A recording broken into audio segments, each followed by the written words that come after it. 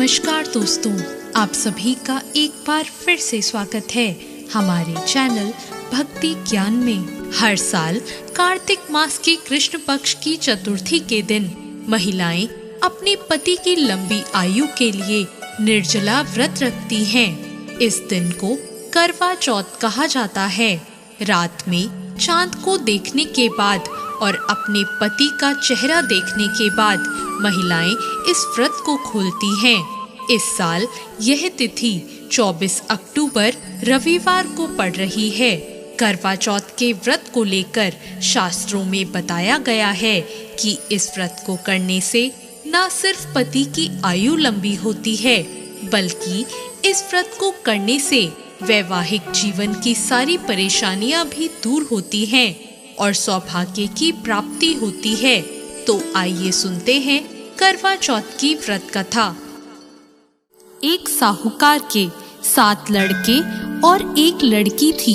सेठानी समेत उसकी सभी बहुओं और बेटी ने करवा चौथ का व्रत रखा।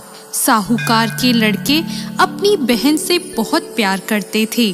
साहूकार के लड़के जब भोजन करने लगे तो उन्होंने अपनी बहन से भोजन के लिए कहा। इस पर उनकी बहन ने जवाब दिया, भाई अभी चांद नहीं निकला है, चांद निकलने पर उसे अर्घ देकर ही मैं भोजन करूंगी। बहन की बात सुनकर भाइयों ने नगर के बाहर जाकर एक पहाड़ी पर अग्नि जला दी और छलनी ले जाकर उसमें से प्रकाश दिखाते हुए अपनी बहन से बोले, बहन चांद निकल आया है, अर्घ देकर भोजन कर लो। साहूकार की बेटी ने अपनी भाभियों से कहा, भाभी देखो चांद निकल आया है, आप भी अर्घ देकर भोजन कर लो। ननद की बात सुनकर भाभियां बोली, बाईसा ये तो आपका चांद है, हमारा चांद आने में अभी समय है। वह भूख से व्याकुल थी। वह चांद को अर्घ देकर भोजन करने बैठ गई। जैसे ही उसने पहला घास खाया उसे छींक आ गई। दूसरा घास खाते ही उसमें बाल निकल आया और तीसरा घास अभी खाने ही वाली थी कि उसके ससुराल से बुलावा आ गया कि पति बीमार है और जिस भी हाल में हो तुरंत ससुराल पहुँचे। उसे विदा करने के लिए माँ ने जब बक्से से कपड़े निकाले तो काले कपड़े मिले। दूसरी बार सभी कपड़े सफेद निकले। बेटी बोली, माँ तुम रहने दो, मैं चली जाती हूँ। माँ घबराकर बेटी से बोली, बेटी रास्ते में जो भी छोटा बड़ा कोई भी मिले सबके पैर पड़ती जाना। जो भी बूढ़ सुहागन होने का आशीर्वाद दे तो वहीं अपने पल्ले में गांठ बांध लेना। बेटी बोली, ठीक है, और वह अपने ससुराल के लिए चल दी। रास्ते में उसे जो भी मिला वो सबके पांव छूती गई। सबने सुखी रहो, पियर का सुख देखो, खुश रहो का आशीर्वाद दिया। ऐसे वह अपने ससुराल पहुंच गई। ससुराल के दरवाजे पर छोटी ननद खेल रही थी। जब उसके पांव छुए तो उसने आशीर्वाद दिया, सदा सौभाग्यवती रहो, पुत्रवती रहो और बूढ़ सुहागन हो। यह सुनते ही उसने अपने पल्ले से गांठ बांध ली। घर में अंदर गई तो उसने देखा कि उसका पति मरा हुआ जमीन पर लेटा है और उसे ले जाने की तैयारी हो रही है। वो बहुत रोई, बहुत चिल्लाई। जैसे ही उसे ले जाने लगे वो रोती चिल्लाती बोली, मैं इन्हें ले जाने नहीं दूंगी। फिर भी जब कोई नहीं माना तो वो बोली, मैं भी साथ जाऊंगी, और वो नहीं मानी तो सब बोले, ले चलो साथ में। जब पति को जलाने का समय आया तो वो बोली, मैं इन्हें जलाने भी नहीं दूंगी। तो सभी बोले, पहले तो पति को खा गई, अब उसकी मिट्टी भी खराब कर रही है। लेकिन वो नहीं मानी। गांव के और परिवार के सभी बड़े लोगों ने यह निर्णय किया कि इसे यहीं रहने दो, इसके लिए एक झोपड़ी बनवा दो। वो वहां अपने पति को लेकर रहने लगी।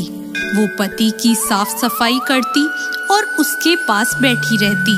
उसकी छोटी ननद दिन में 2 बार आकर उसे खाना दे जाया करती। वह हर चौथ का व्रत करती, चांद को अर्घ देती, जोत देखती, और चौथ माता आती तो चौथ माता कहती, करवोले करवोले, भाइयों की प्यारी बहन करवोले, घड़ी बुखारी करवोले। तो वह चौथ माता से अपने पति के प्राण मांगती, पर चौथ माता उसे कहती कि जब हमसे बड़ी चौथ आएगी तो उससे अपने पति के प्राण मांगना। ऐसा करते करते सभी चौथ आई और सभी यही कहकर चली गई। अश्विन की चौथ बोली, तुझसे कार्तिक की करवा चौथ माता नाराज है, वो ही तेरा सुहाग लौटाएंगी। जब वो आएंगी तो उनके पैर मत छोड़ना।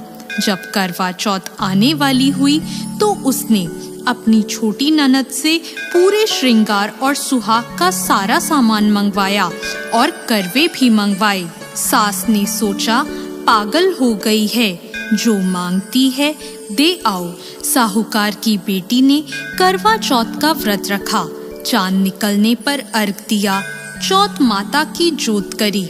जब चौथ माता प्रकट हुई तो चौथ माता बोली, करवोले करवोले, 7 भाइयों की प्यारी बहन करवोले, दिन में चांद उगाने वाली करवोले, घड़ी बुखारी करवोले।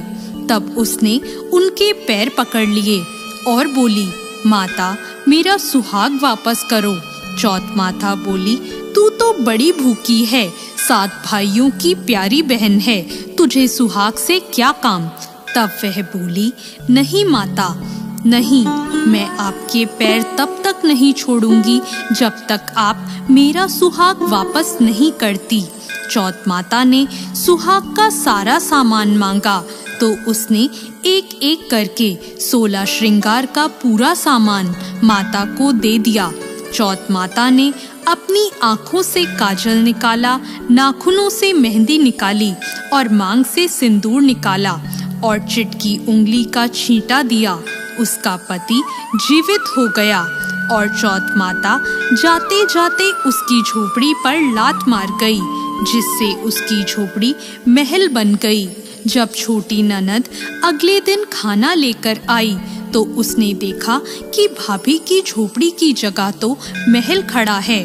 वो ननद को देखते ही दौड़ी दौड़ी उसके पास आई और बोली, देखो बाईसा, आपका भाई वापस आ गया। घर जाओ और सासू जी से कहो गाजे बाजे के साथ हमें लेने आए।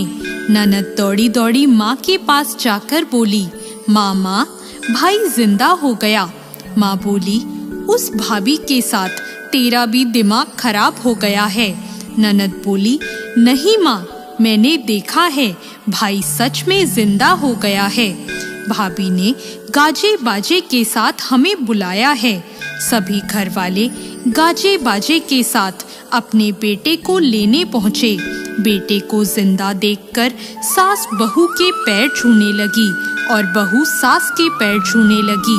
वो बोली, देखो माँ, आपका बेटा वापस आ गया।